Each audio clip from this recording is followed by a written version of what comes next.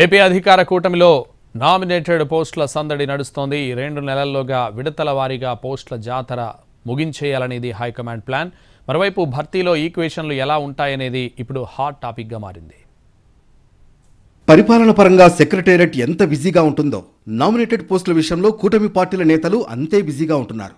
గ్రామస్థాయి నుంచి రాష్ట్ర స్థాయి వరకు నామినేటెడ్ పోస్టుల భర్తీని విడతల వారీగా చేపట్టాలని చంద్రబాబు, పవన్, పురంధేశ్వరి భావిస్తున్నారు. ఈ క్రమంలోనే 3 పార్టీల్లోనూ పార్టీ కోసం పనిచేసిన నేతలు, కార్యకర్తల సమాచార సేకరణ జరుగుతోంది. కొందరు ఎమ్మెల్యేలు సహా టికెట్లు దక్కించుకోలేని చాలా మంది నేతలు నామినేటెడ్ పోస్టుల కోసం ఆశగా ఎదురుచూస్తున్నారు. తమకు ఎన్నికల్లో తక్కువ సీట్లే ఇచ్చినా సర్దుకుపోయామని, నామినేటెడ్ పోస్టుల్లో ఖచ్చితంగా ప్రయారిటీ లభిస్తుందనేది జనసేనలో జరుగుతున్న చర్చ.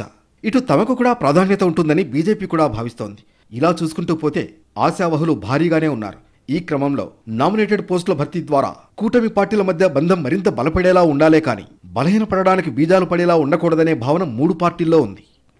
ఓవరాల్గా చూస్తే నామినేటెడ్ పోస్టుల భర్తీ కోసం పార్టీల మధ్య ఓ ఈక్వేషన్ తేవాలనే ఆలోచన చేస్తున్నట్లు సమాచారం. దానికనుగుణంగా పదవుల భర్తీ జరిగితే ఇబ్బంది ఉండదని భావిస్తోంది కూటమి. దీనికోసం ఎలాంటి కసరత్తు చేస్తారో చూడాలి.